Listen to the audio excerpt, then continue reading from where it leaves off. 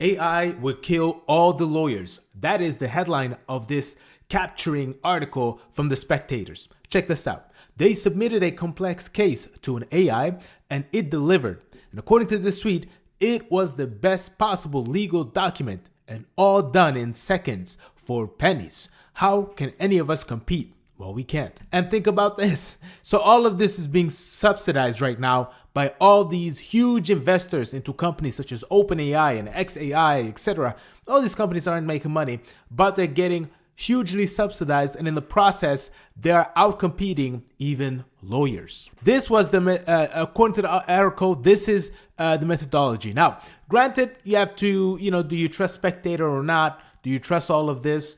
I think it's probably true, but you definitely have to keep that in mind. We're just, blindly agreeing or accepting this as true, but I think it's true. Last week, we did an experiment, a kind of simulation. We took a real, recent, and important case, a complex civil court appeal, which I wrote, and it took me a day and a half. So this person is really good at this, and it took him a day and a half to write this thing. We redacted all identifying details for anonymity and confidentiality, and we fed the same case to Grok Heavy AI, and this is the AI of xAI, which is the most expensive one, and it's essentially a bunch of AIs, right? Different types of AIs, pretty much going over the same information, and then they consolidate.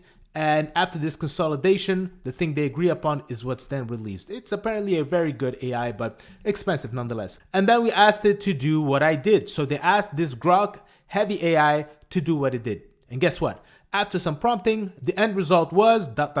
spectacular. Actually staggering. It did it in 30 seconds, and that's the cash. And it did it much better than mine. And remember, I am very good at this. And so essentially, these AIs can do what lawyers were able to do after a day and a half. And these are experienced, very, very good lawyers.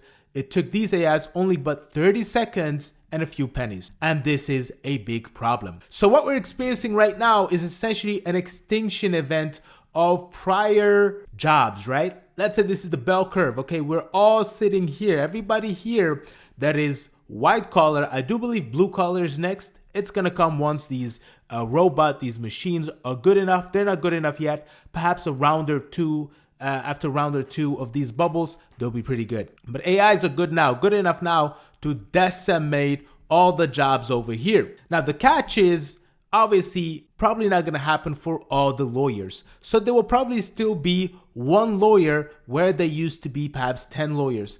And this lawyer's job will simply put be to take the blame, right? Responsibility. Someone needs to take the blame if something goes wrong. If the AI hallucinates, someone needs to take blame. That is what this person is going to be doing. Now, this is probably going to be a senior person, right? Some senior employee that people trust is able to review the documents and take fault if able to spot errors quicker than some junior, some complete noob. But the issue with this strategy is who is going to be able to, how are you going to get these seniors? Okay, we have seniors now, but the early jobs, right back in the day when you had a lot of paperwork, you don't want to do paperwork, so you give them to some intern or some new employee. He would then go about, he or she would then go about reading all these documents all day, all night, write a new report to write about, what they read. And then you as the senior, lawyer would then just read the report and draw some conclusions and perhaps go back to the source material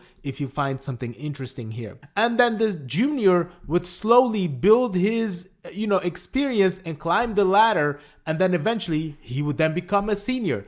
This is how we know how to produce these senior employees.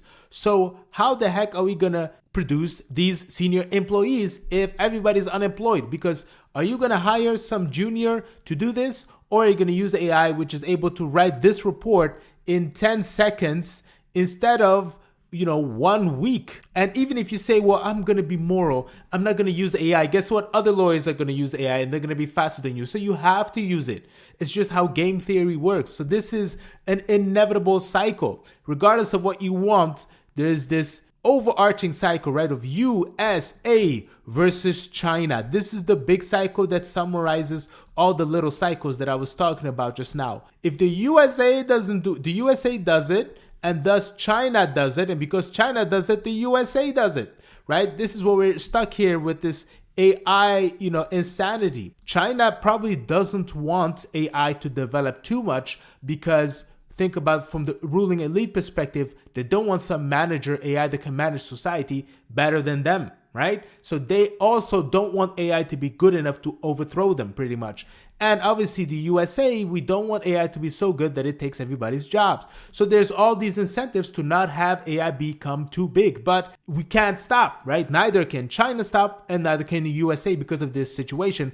And this goes all the way back down to the lawyers that we were talking about just now. So what do you think is going to happen in the USA? Let's focus on ourselves real quick, right? The Western world. USA pretty much represents the Western world.